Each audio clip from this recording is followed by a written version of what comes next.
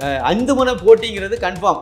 அண்ணாமலையே சொல்லிட்டார் அப்படின்னா அது உறுதி தான். அவர் என்ன சொல்றாரோ அதான் டெல்லி பாஜக கேட்கும். திமுகல ஒரு சீட்டு கூட அவங்களுக்கு கிடைக்காத அளவுக்கு மிகப்பெரிய தோல்வியை அப்படி கூட்டணி வைக்கும்போது முதல்வர் கேண்டிடேட்டா யார் இருப்பா? அதுதான் சொல்றேன். நீங்க வந்து எடப்பாடி பழனிசாமி வந்து முதலமைச்சர் வேட்பாளர்னு சொன்னா அண்ணாமலை ஏத்துக்குவாரா? அதனால இதைத்தான் வந்து இந்துக்கள் விரும்புறாங்க. நம்மளை வந்து யாரும் திட்டக்கூடாது. ஆட்சியில் இருக்கும் நம்மளை மதிக்கணும்னு நினைக்கிறாங்க சார். சசிகலா எல்லாத்தையும் கட்சியில் கொண்டு வந்து அதிமுக பலப்படுத்தலாம். அதிமுகவை பலப்படுத்தணுங்கிறதுல மோடியும் விருப்பப்பட்டார், அண்ணாமலையும் விருப்பப்பட்டாங்க. அந்த விஷயத்தில் என்ன பண்ணார், எல்லாம் முடிச்சுட்டு அங்கே எலெக்ஷன் முடிஞ்ச உடனே துண்டை உதறி தோளில் போட்டுட்டு எடப்பாடி நடைய கட்டிட்டார். இவங்களை வந்து மதிக்கவே இல்லை. யார் அண்ணாமலையை வந்து ஒரு பொருட்டாவே ஒரு நினைக்கல. இதுக்கு முன்னாடி எடப்பாடி பழனிசாமி கொடுத்த அந்த டார்ச்சர், அந்த அவர் நடந்துக்கிட்ட விதம், நம்பகத்தன்மை இல்லாமல் நடந்துக்கிட்ட விதம். ஆனால் 2026 சட்டமன்ற தேர்தலில் தமிழக முதலமைச்சர் வேட்பாளராக எடப்பாடி பழனிசாமி நீங்க ஏற்றுக்கணும், பாஜக ஏற்றுக்கணும்னு சொன்னார். அதுக்கு அண்ணாமலை என்ன பதில் சொன்னார்? நாம இந்த கூட்டணி இதுக்கு பாராளுமன்ற தேர்தலுக்கு மட்டுமானது அல்ல, அடுத்த சட்டமன்ற தேர்தலையும் நம்ம தொடரும். அதுக்கு என்ன பண்ணணுங்கிறதெல்லாம் அப்பவே பேசி முடிச்சுட்டாங்க. அதனால தான் இதுவரைக்கும் பாமக வந்து அந்த பாஜக அணிலேருந்து வெளியே போறதாகவோ இல்லை வேற எதுக்கோ எதுவுமே பேசல. அவங்க பாஜகவோட நாங்கள் கூட்டணி வச்சனால சிறுபான்மையாக கிறிஸ்டின் முஸ்லீம் ஓட்டு எங்களுக்கு கிடைக்கலன்னு சொன்னாரு. 2024 தனிதானே நின்னாரு. இன்னும் சொன்ன எஸ்டிபிஐங்கிற அந்த முஸ்லீம் மதவாத கட்சியை விட கூட்டணியில் வச்சிருந்தாரு. அப்போ நீங்க அப்படியே வரக்கூடிய பாராளுமன்ற சட்டமன்ற தேர்தலில் இன்னும் ஒரு 10% ஏறிச்சுன்னு வச்சிருங்க.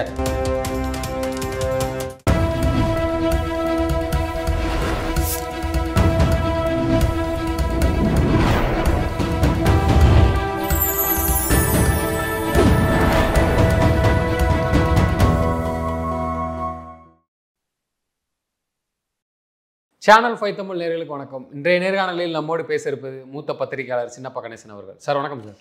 வணக்கம் வணக்கம் வணக்கம். சேனல் 5 நெஞ்சங்களுக்கு எனது பணிவான வணக்கம். சார், அண்ணாமலை அவர்கள் வந்து 5 முனை போட்டி தான் நிலவுன்னு சொல்லி ஒரு வார்த்தை பயன்படுத்தியிருக்கிறாங்க.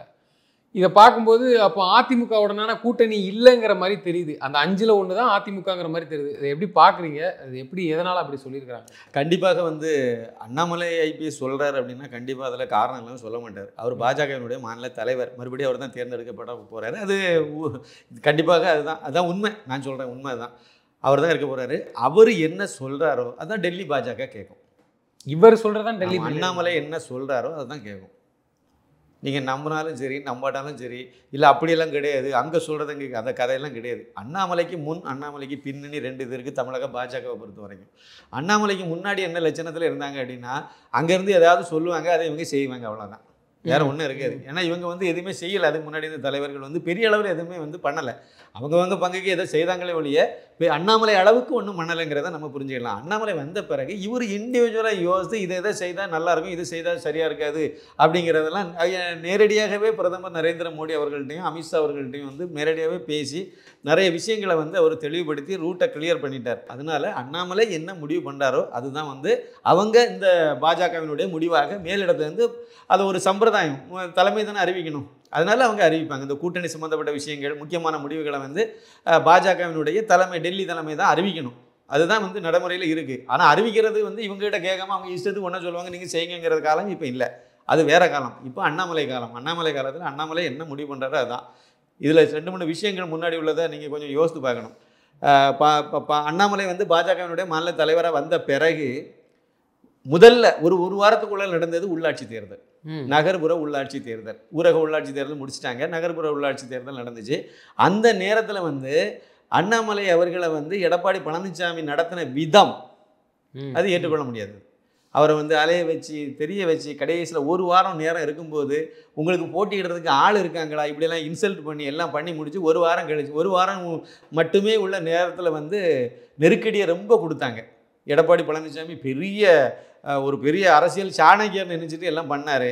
இவர் சைலண்டாக இருந்தார். நேராக கமலா இதில் வந்தார், தனித்து போட்டுருன்னு அறிவிச்சிட்டு போயிட்டார். பாஜக கூட்டணியில் தான், அதிமுக பாஜக கூட்டணியில் தான் இருக்குது. அது வேறு, அதுக்கு எனக்கு சம்மந்தம் இல்லை. இது உள்ளாட்சி தேர்தலில் நாங்கள் தனித்து போட்டியிடுறோம்னு சொல்லிட்டு போயிட்டார். அது சொன்னதுக்கு உள்ளால் நடந்த விஷயம் இதுதான். அவர் அப்போவே வந்து இது பண்ணிட்டாங்க. அப்புறம் வந்து ஈரோடு கிழக்கு சட்டமன்ற தொகுதி இடைத்தேர்தல். அந்த தேர்தலில் வந்து ஃபோனில் பேசிட்டார் எடப்பாடி பழனிசாமி. அண்ணாமலை ஐபிஎஸ் அவர்களிடம் ஃபோனில் தொலைபேசியில் பேசி அவருக்கு வந்து ரெட்டையில சின்னம் வாங்குறதுக்கு அதில் ஒரு முட்டுக்கட்டையாக இருந்துச்சு. அதில் வந்து பன்னீர்செல்வம் அவருடைய கையெழுத்து தேவைப்பட்டுச்சு அன்னைக்கு. உடனே அதை வந்து நீங்கள் சொல்லி போட வைங்க, பின்னாடி நம்ம வந்து அவங்களெல்லாம் கட்சியில் சேர்த்து நான் எல்லாம் பண்ணிடுறேன் வச்சுருன்னு சொல்லிட்டு உத்தரவாதம் கொடுத்துட்டு ஓபிஎஸ், தினகரன், அப்புறம் வந்து சசிகலா எல்லாத்தையும் கட்சியில் கொண்டு வந்து அதிமுகவை பலப்படுத்தலாம். அதிமுகவை பலப்படுத்தணுங்கிறதுல மோடியும் விருப்பப்பட்டார், அண்ணாமலையும் விருப்பப்பட்டாங்க. அந்த கட்சி அழிவிடாதீங்க. பழைய பேட்டியெல்லாம் எடுத்து பாருங்கள். ஒரு கட்சி அழிவிலேருந்து இன்னொரு கட்சி வளரணும்னு நாங்கள் நினைக்கல. நாங்கள் புதிய வாக்காளர்கள், புதிய இதிலேருந்து தான் நாங்கள் வரணும்னு நினைக்கிறோம். ஓட்டு போடாதவங்க எல்லாம் போட வைக்கணும்னு நினைக்க இப்படியே பேசிட்டு இருந்திருப்பார். அது என்ன காரணம்? அதிமுகங்கிற கட்சியை வந்து அழிக்கணும்னு நினச்சா அன்னைக்கே அழிச்சிருப்பாங்க. நோக்கம் அது கிடையாது. அது வந்து ஸ்ட்ரெங்தன் ஆகணும்னு நினைச்சாங்க. அண்ணாமலை நினைச்சார், மோடி நினைச்சார், அமித்ஷா நினைச்சார். அதனால தான் அந்த இழுக்கிற இழுப்புக்கெல்லாம் கொஞ்சம் விட்டு கொடுத்து போனாங்க. அந்த விஷயத்தில் என்ன பண்ணார்? எல்லாம் முடிஞ்சிட்டு அங்கே எலெக்ஷன் முடிஞ்ச உடனே துண்டை உதறி தோளில் போட்டுட்டு எடப்பாடி நடைய கட்டிட்டார். இவங்களை வந்து மதிக்கவே இல்லை. யார்? அண்ணாமலையே வந்து ஒரு பொருட்டாகவே ஒரு நினைக்கல. காரியம் ஆகிறதுக்கு மட்டும்தான் காலை பிடிப்பார். செல்வி இவங்க திருமதி சசிகலா காலில் விழுந்தார்ல, காரியம் முதலமைச்சர் நாற்காலி வேணுங்கும் போது விழுந்தார். மற்ற நேரத்துலலாம் இப்போ வந்து யாரோ பேசிகிட்டு இருக்கார்ல, இதே கதை தான். அப்போ அண்ணாமலைகிட்டையும் இதே மாதிரி ஒரு 2 இன்சிடெண்ட்டில் பண்ணார் எனக்கு தெரிஞ்சு. இதில் அவர் தெளிவாயிட்டார். ஆஹா, இது சரியாக இருக்காது. அப்போ தான் சொன்னார், நீங்கள் 2024 வந்து மோடி தான் பிரதமங்கிறத நாங்கள் ஏற்றுக்கிட்டோம். செல்லூர் ராஜு சொல்லியிருப்பார் இந்த டைலாக்.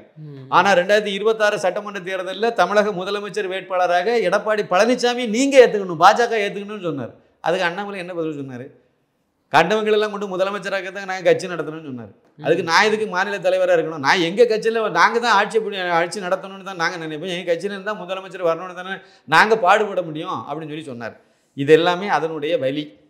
இதுக்கு முன்னாடி எடப்பாடி பழனிசாமி கொடுத்த அந்த டார்ச்சர், அந்த அவர் நடந்துக்கிட்ட விதம், நம்பகத்தன்மை இல்லாமல் நடந்துக்கிட்ட விதம், இது அப்போவே ஆரம்பிச்சிட்டு அதுக்கு பிறகு இன்னொரு விஷயம் வந்து அந்த நேரத்தில் 2024 பாராளுமன்ற தேர்தலுக்கு முன்னாடி பாஜகவினுடைய மூத்த தலைவர்களே கூட அது வந்து அதிமுக கூட்டணி வச்சா தான் நம்ம வர முடியும், அதிமுக கூட கூட்டணி பத்திரிகைங்கிற பேரில் கூட நிறைய பேர், அதுவும் குறிப்பாக தேசியவாதிகள்ங்கிற பேரில் இருக்கக்கூடிய பத்திரிகைகள், மூத்த பத்திரிகைகள் நிறைய பேர் கூட இந்த மாதிரி கருத்தெல்லாம் பொது வெளியில் சொல்லி நல்ல குழப்பினாங்க, போட்டு நேரடியாகவே குழப்பிட்டு இருந்தாங்க. ஆனால் வந்து அண்ணாமலை என்ன பண்ணார்? ஒரு சீட்டு கிடைக்கட்டாலும் பரவாயில்ல, நமக்கு எவ்வளோ ஸ்ட்ரென்த் இருக்குங்கிறத பார்த்துருவோம், மக்கள் ஆதரவு எவ்வளோ இருக்குங்கிறத பார்த்துருவோன்னு முடிவு பண்ணார். விளைவு என்னாச்சு?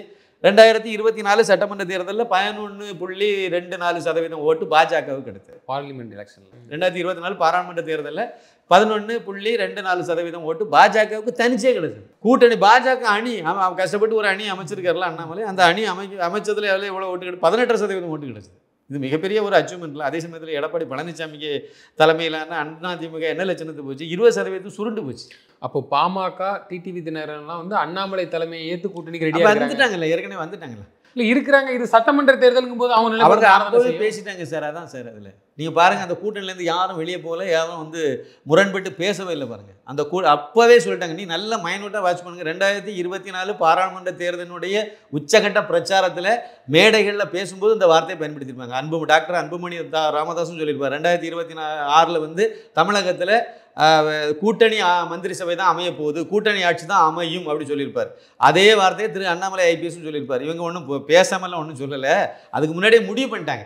நாம் இந்த கூட்டணி இதுக்கு பாராளுமன்ற தேர்தலுக்கு மட்டுமானது அல்ல, அடுத்த சட்டமன்ற தேர்தலையும் நம்ம தொடரணும், அதுக்கு என்ன பண்ணணுங்கிறதெல்லாம் அப்போவே பேசி முடிச்சிட்டாங்க. அதனால தான் இதுவரைக்கும் பாமக வந்து அந்த பாஜக அணிலேருந்து வெளியே போகிறதாகவோ இல்லை வேறு எதுக்கோ வந்து எதுவுமே பேசலை. அவங்க இதுக்கு உள்ளாலே பேசிட்டு வராங்க. காரணம் இதுதான். அதனால் அந்த கூட்டணி வலுவாக இருக்குது. என்னுடைய பார்வையில் தேமுதிகவுக்கு ரொம்ப கீழே போயிட்டாங்க ஓட்டு சதவீதத்தில். ரொம்ப ஒரு சமயத்தில் 11% மேலே இருந்தவங்க இப்போ சரிஞ்சு போய் நிற்கிறாங்க. கண்டிப்பாக அவங்க வந்து இங்கே பிரேமலதா விஜயகாந்த் அவர்கள் வந்து ஒரு நல்ல முடிவு எடுப்பாங்க. அநேகமாக எடப்பாடி கூட கூட்டணி வச்சு போகிறதுல எந்த பிரோஜனம் இல்லைன்னு தெரியும். அவங்க வந்து பாஜக அணியில் வர்றதுக்கு பிரகாசமான வாய்ப்பு இருக்குங்கிறது என்னுடைய பார்வை.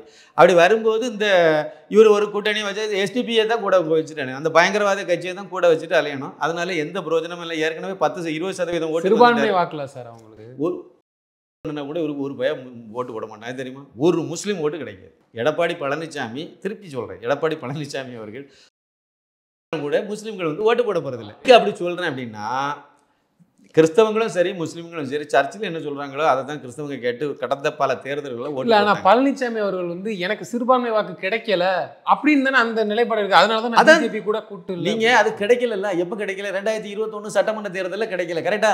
அதில் கிடைக்கல. ஆனால் 2021 பாராளுமன்ற தேர்தலில் 2019 பாராளுமன்ற தேர்தலையும் கிடைக்கல. பாஜக அணியில் சேர்ந்தனால எனக்கு கிடைக்கலன்னு சொன்னார். 2021 சட்டமன்ற தேர்தலையும் பாஜகவோட நாங்கள் கூட்டணி வச்சனால சிறுபான்மையாக கிறிஸ்டின் முஸ்லீம் ஓட்டு எங்களுக்கு கிடைக்கலன்னு சொன்னார். 2024 தனிதானே நின்னார். இன்னும் சொன்ன எஸ்டிபிஐங்கிற அந்த முஸ்லீம் மதவாத கட்சியை விட கூட்டணியில் வச்சிருந்தாரு. எவ்வளோ ஓட்டு கிடைச்சது? முஸ்லீம் கிறிஸ்டின் ஓட்டு. சரி, முஸ்லீம் ஓட்டாவது கிடைச்சிருக்கு, நம்மள எங்கே கிடைச்சது? ஒரு ஓட்டு கிடைக்குன்னா அதான் சொல்கிறேன், கழுத்தில் ஒரு பெரிய சிலுவையை கட்டிகிட்டே ஒரு அலைஞ்சா கூட கிறிஸ்தவங்க ஓட்டு ஒரு கிடைக்க போகிறதில்ல, இது பண்ணால் கூட ஒரு முஸ்லீம் ஓட்டு கிடைக்க போகிறதில்ல. ஏன் நான் அப்படி சொல்கிறேன் அப்படின்னா, அந்த கிறிஸ்டின் முஸ்லீம் ஓட்டு வந்து அப்படியே இன்னைக்கு நம்ம பேசிகிட்டு இருக்க தேதி வரைக்கும் திமுக கூட்டணிக்கு தான் அப்படிங்கிறதுல உறுதியாக இருக்காங்க. அது வந்து மசூதியிலையும் இதுலேயும் சொன்னது அப்படி இது வரைக்கும் அவங்க ஃபாலோ பண்ணிட்டு வராங்க. 2019, 2021, 2024 3 தேர்தல் அதுக்கு இடையில நடந்த உள்ளாட்சி தேர்தல் இது வரையிலும் இந்த கூட்டணி தான் ஓட்டு போட்டிருக்காங்க. இனிமேல் மாறுவாங்கங்கிறதுக்கெல்லாம் வாய்ப்பு விஜய் கூட கிடைக்காது சார். விஜய் நான் கிறிஸ்தவன் தான் அப்படின்னு சொன்னாலும் கிடைக்காது. அப்படி போடுறவங்களா இருந்தாங்கன்னா கிறிஸ்தவங்களெல்லாம் எப்போவோ செபஸ்டியன் சைமனுக்கு ஓட்டு போட்டிருப்பாங்க. ஏன்னா அவர் கிறிஸ்டின் தானே, அப்போ அவருக்கு ஓட்டு போட்டிருக்கணும்ல. 1-2 இளைஞர்கள் போடுவாங்க, அவ்வளோதான். இல்லை இதான் நிலவரம். அதனால நான் என்ன சொல்ல வரேன்னா, 5 முனை போட்டிங்கிறது கன்ஃபார்ம். அண்ணாமலையே சொல்லிட்டார் அப்படின்னா அது உறுதி தான். இவர் வந்து ஜோசப் விஜய் சார் தலைமையில் அவர் கண்டிப்பாக அவர் இன்னொரு கூட்டணியில் போய் சேர போகிறதில்ல. அவருக்கு தலைமையில் யாராவது வாரீங்கன்னா வாங்கினா அவர் நிலைப்பாட்டில் இருக்கார். அந்த கூட்டணியில் ஒருவேளை மாற்றம் வந்தால் அது கூட போகிறதுக்கு செபஸ்டியன் சைமன் வந்து போகிறதுக்கு வாய்ப்பு இருக்குது விஜய் கூட்டணியில். ஒரு அவங்க தமிழ் தேசியம் ஃபுல்லாக தமிழ் தேசியத்தை ஏற்று வரவங்களுக்குலாம் ஒரு கூட்டணின்னு சொல்லிலாம் இப்போ பேசிகிட்டு இருக்காங்களா? பேசிகிட்டு இருக்காங்க. ஒன்று திரு அண்ணாமலை ஐபிஎஸ் சொன்ன மாதிரி விஜய் தனியாக நிற்கணும், சீமான் தனியாக நிற்கணும், திமுக கூட்டணி தனி, அண்ணா திமுக தனி, பாஜக அணி தனி, 5 சொல்லியிருக்காரு. என்னுடைய பார்வையில் 5 இருக்கும். அப்படி இல்லைன்னா 4 இருக்க வாய்ப்பு உண்டு. அந்த 4 எதுவாக இருக்கும் அப்படின்னு சொன்னால் ஜோசப் விஜய், செபஸ்டியன் சைமன் 2 பேரும் சேர்ந்து ஒரு 2026 சட்டமன்ற தேர்தலில் கூட்டணி வைப்பாங்க. இது என்னுடைய இது முதலிருந்து இந்த கருத்தில் நான் உறுதியாக இருக்கேன். நிச்சயமாக அதுக்கு வாய்ப்பு நிறையா. அதனால் 4 அணி 4 கூட்டணிங்கிறது வந்து கண்டிப்பாக 4 அணிக்கு வாய்ப்பு நிறையா. எந்த காரணத்தை கொண்டாலும் இன்றைக்கி ஒரு இந்த பேட்டி கொடுக்கறதுக்கு முன்னாடி கூட நான் கூட கொஞ்சம் நம்பினேன். அண்ணாமலை அவர்கள் இந்த மாதிரி இந்த கருத்தை வலியுறுத்தி இப்போ சொல்கிறதுக்கு முன்னாடி நான் கொஞ்சம் நம்பினேன். ஒரு வேளை வாய்ப்பு இருக்கலாம். எடப்பாடி பழனிசாமி கூட வந்து ஏன்னா அந்த சைட்லேருந்து பாஜகவை விமர்சிக்கவே மாட்டாங்க. சமீபத்தில் சில நாட்களாக அவங்க அதை பற்றி விமர்சிக்க கூடாதுன்னு சொல்லி உத்தரவு போட்டு வச்சுருக்காங்க.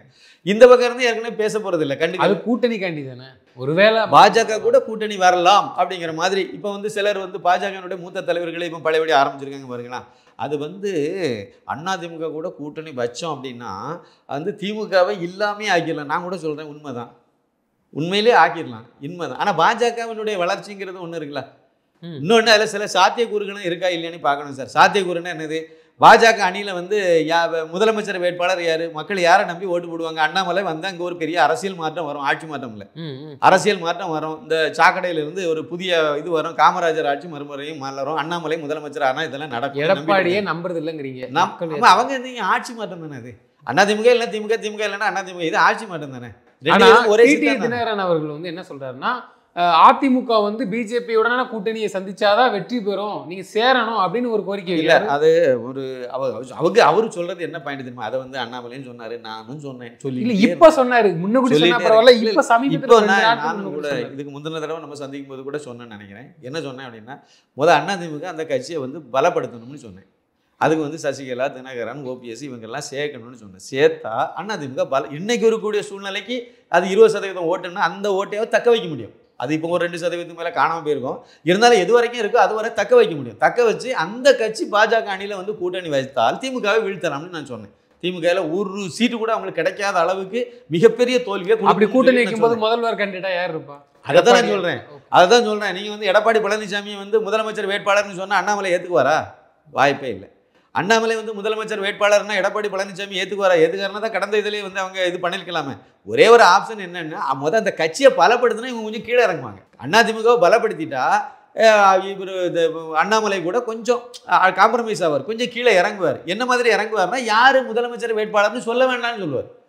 யாருங்கிறது நம்ம சொல்ல வேண்டாம், தேர்தலுக்கு அதை ஓட்டு பதிக்கு பிறகு நாங்கள் பார்த்துருவோம், எந்த கட்சிக்கு எப்படி எவ்வளோ பலம் வருது, எவ்வளோ பேர் ஆதரவு இருக்குது, அதை பொறுத்து பார்க்கவும், இல்லை அதுக்கு பிறகு முடிவு பண்ணுவோம், அவ்வளோதான், ஒரே வார்த்தை அப்படி சொல்லிட்டு போகிறதுக்கு ஒரு வாய்ப்பு இருக்குது. மகாராஷ்டிராவில் எப்படி 2 கூட்டணி அப்படி தான் பண்ணாங்க. காங்கிரஸ் கூட்டணியும் இதே மாதிரி. தினகரன் அவர்கள் வந்து 2 நாளுக்கு முன்னாடி அந்த வார்த்தையை சொன்னாங்க. அதிமுக வந்து பாரதிய ஜனதா கட்சியோட கூட்டணி வைக்கணும், வச்சாதான் ஜெயிக்கணும். அதே நேரத்தில் பாட்டாளி மக்கள் கட்சியை சேர்ந்த ஜி.கே. மணி அவர்கள்ட்ட ஒரு பத்திரிகையாளர் கேட்டபோது ஆதவ அர்ஜுனா வந்து உங்க கூட சேரலாமா, நாங்கள் அதுக்கும் பரிசீலிப்போங்கிறாங்க. இதே ஒரு இதாக இருக்குது. அதாவது ஒருத்தர் ஆதவ அர்ஜுனா இப்போ கட்சியை விட்டு விடுதலை சிறுத்தைகளை விட்டு வெளியே போய் நிற்கிறாரு. நீங்கள் போது இன்னொரு கட்சிக்கு வாரீங்களா, வருவாரா, வந்தாச்சுன்னா நீங்கள் என்ன பண்ணுவீங்கன்னு கேட்கும்போது அந்த மாதிரி தான் பதில் சொல்ல முடியும். அது கண்டிப்பாக பாமகவில் போகிறதுக்கு வாய்ப்பு இருக்குது. அதெல்லாம் இல்லை. அவர் போனால் விஜய் கூட போய் சேரலாம், அவ்வளோதான். இப்போதைக்கு 2 பேர் இந்த வார்த்தை சொல்கிறாங்களா, அதனால கேட்டேன். அவர் அதில் வந்து வேறு வாய்ப்பு இருக்குமே தெரியல. இந்த கூட்டணி இப்போ சம்மந்தப்பட்ட விஷயத்தில் நான் ஒரு விஷயத்தை தெளிவாக சொல்கிறேன். கண்டிப்பாக மக்கள் வந்து இவ்வளோ நாளும் வந்து பாஜகவை வந்து இது வெற்றி பெறாதுங்கிற இடத்துல தான் வச்சு பார்த்தாங்க. ஒரு ஆட்சி ஒரு ஓட்டு போடுறதுல பிரச்சனை இல்லை. ஜெயலலிதா இருக்கக்கூடிய காலத்தில் வந்து 2016 அந்த தேர்தலை நீங்கள் எடுத்து பாருங்கள். பாஜகவுக்கு வந்து அந்த கடைசியில் என்ன முடிவாச்சு தெரியுமா? மறைமுகமாக ஒரு இதே வந்து பண்ணாங்க. இந்த தேசியவாதிகள்ங்கிற இடத்துல இருக்கக்கூடிய முக்கியமான ஆட்களை ஒரு மறைமுகமான ஒரு பிரச்சாரத்தை பண்ணாங்க. நீங்கள் வந்து பாஜகவுக்கு ஓட்டு போட்டிங்கன்னா திமுக வெற்றி பெறதுக்கு வாய்ப்பு இருக்குது, அதனால் ரெட்டை இலைக்கு போட்டுருங்கன்னு சொன்னாங்க. முக்கியமான இடத்துல இருந்து முக்கியமான ஆட்கள் மூலமாக இந்த விஷயத்தை வந்து பண்ணாங்க. அதனால தான் பாஜக எல்லா இடமும் ஓட்டு கம்மியாக வந்திருக்கும். 2016 சட்டமன்றத்தை தனிச்சு தான் நின்னாங்க. அது கிடைக்க வேண்டிய ஓட்டு கூட கிடைக்காம ரொம்ப குறைஞ்சிருக்கும். முக்கியமான இடங்கள்லாம் எந்தெந்த இடங்களில் பாஜக கொஞ்சம் வலுவாக வந்துச்சோ, அன்னைக்கு பெரிய அளவில் தமிழ்நாடு முழுக்க வந்து விஸ்வரூபம்லாம் ஒன்றும் கிடையாது. ஆனாலும் எங்கெங்கெல்லாம் கொஞ்சம் வலுவாக இருந்துச்சோ அந்த இடங்கள்லாம் கொஞ்சம் டவுன் ஆகிருக்கும் ஓட்டு. அந்த ஓட்டெல்லாம் எங்கே போச்சுன்னா ஜெயலலிதாவுக்கு போயிருக்கும். அதெல்லாம் யார் ஓட்டுன்னு நினைக்கிறேன், எல்லாம் இந்துத்துவவாதிகள் ஓட்டு. நீங்கள் இங்கே வந்துச்சுன்னா அது புரிதல் உண்டு. அது நீங்கள் திமுக வரக்கூடாது சார், ஜெயலலிதா பரவாயில்ல இந்துக்களை பொறுத்த வரைக்கும். அந்த அம்மா வந்தால் இந்துக்களை திட்ட மாட்டாங்க, இந்து கோயில் வழிபாட்டு முறையை சிதைக்க மாட்டாங்க. இந்துக்களை திட்டுறது மட்டும்தான் அவங்களுக்கு. ஆமாம், இந்துக்களை திட்டுறது அதை எதுக்கு திட்டணும்? கிறிஸ்தவங்களை எதுக்கு திட்டணும்? முஸ்லீம்களை எதுக்கு திட்டணும்? நீங்கள் ஆட்சி பண்ண வந்திருக்கீங்க, அது அவங்கவுங்க இதை அவங்க பார்த்துட்டு போகிறாங்க. நீங்கள் ஏன் வந்து அவங்கள இந்து என்பவன் திருடன்னு சொல்ல வேண்டியது, இந்த மாதிரிலாம் எதுக்கு பேசணும்? இந்த இதெல்லாம் எத்துவாளித்தனமா இல்லையா? அதனால் இதைத்தான் வந்து இந்துக்கள் விரும்புகிறாங்க. நம்மளை வந்து யாரும் திட்டக்கூடாது, ஆட்சியில் இருக்கவும் நம்மளை மதிக்கணும்னு நினைக்கிறாங்க சார். முதலமைச்சரே மதிக்கலைன்னா அது என்ன கணக்கு? இதைத்தான் நீங்கள் சொன்ன பாயிண்ட்டை பார்க்கும்போது இந்துக்களை திட்டுறாங்க, அதனால தான் நாங்கள் முதல்வர் ஆகணும்னு நினைக்கிறோம், மக்களுக்கு சேவை செய்யணுங்கிறது சொல்லலையா, அதனால கேட்குறேன்.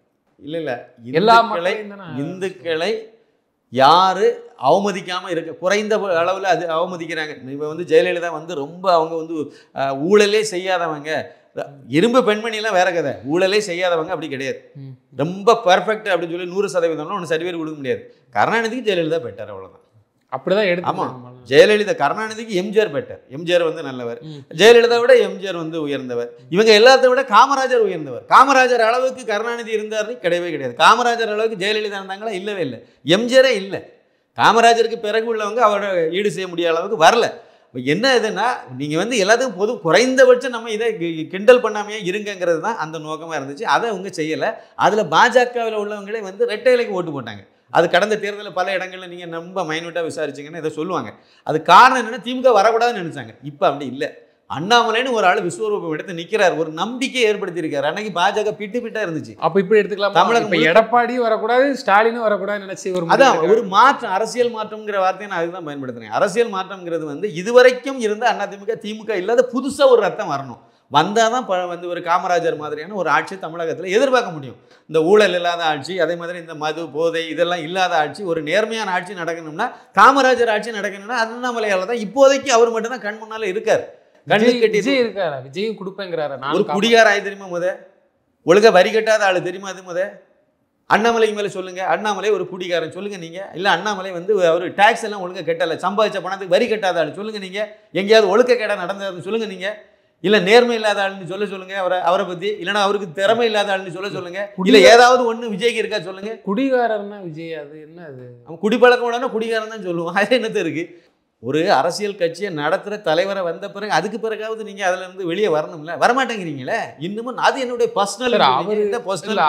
அவர் பார்த்தா அப்படி தெரியலையே சார், நீங்கள் என்ன இப்படி ஒரு குற்றச்சாட்டை வைக்கிறீங்க? தெரியாது. ஏன் உதயநிதியை பார்த்த உடனே அவன் குடிகார மாதிரியே தெரியுது? தெரியாது. ஆனால் அவங்ககிட்ட இல்லைன்னு சொல்லுங்கள். அதில் நான் முக்கியமான ஒரு விஷயத்தை மட்டும் சொல்லிடுறேன். அதனால் நான் என்ன சொல்கிறேன் அப்படின்னா, பாஜகவுக்கு அந்த அணி வந்து வெற்றி பெறுங்கிற நம்பிக்கை ஏன் வருது அப்படின்னா, பாஜக வந்து கடந்த தேர்தலில் 2024 பாராளுமன்ற தேர்தலில் எவ்வளோ ஓட்டு வாங்கினாங்கன்னு பார்த்தீங்கன்னா 11.24% நான் சொல்லியிருக்கேன். கூட்டணி வந்து 18% சொல்லியிருக்கேன். வாங்குகிற ஓட்டு எண்ணிக்கை பார்த்தீங்கன்னா 57 லட்சம் ஓட்டு வந்து பாஜக வந்து வாங்கியிருக்கு. அதாவது 57,16,661 ஓட்டு வந்து பாஜக வாங்கியிருக்கு. அதுல அதிமுக ஓட்டு உண்டு, அது வந்து பாஜக வாங்கியிருக்கு.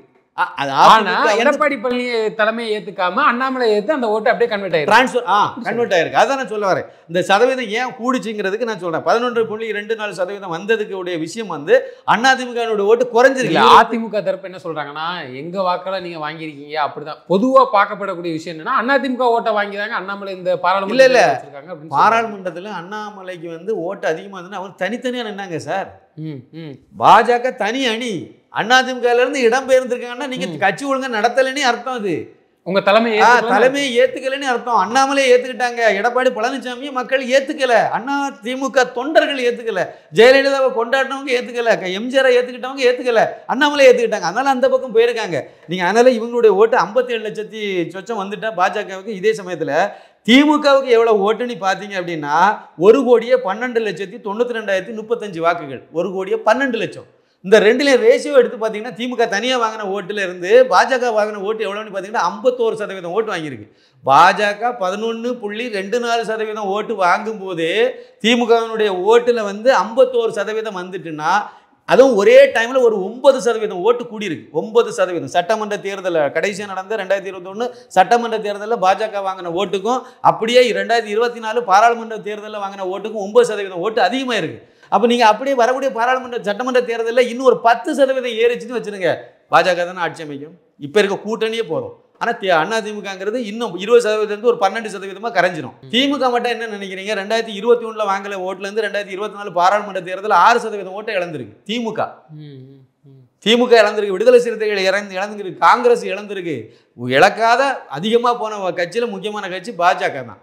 அது இவ்வளவு தூரம் விஸ்வரூபம் வந்திருக்கு. மக்கள் மத்தியில் ஒரு நம்பிக்கையை ஏற்படுத்திட்டார். அண்ணாமலை வந்த பிறகு அதை இதை ஏற்படுத்தியிருக்காரு. அதனால இந்த அணி வந்து நிச்சயமாக ஒரு 30%, 28% அளவுக்கு ஓட்டு வந்தாலே இந்த மாதிரி 4 அணி 5 அணியாக நிற்கும் போது ஈஸியாக வெற்றி பெற்றுருவாங்க. அந்த கூட்டணி வெற்றி பெற்றோம். அதனால நான் பிரகாசமான வாய்ப்பு வந்து இருக்குது. திரு அண்ணாமலை ஐபிஎஸ் வந்து 2026 முதலமைச்சர் ஆகிறார். தொடர்ந்து தங்களது கருத்துக்களை பகிர்ந்தமைக்கு நன்றி. மிக்க நன்றி. நன்றி, வணக்கம்.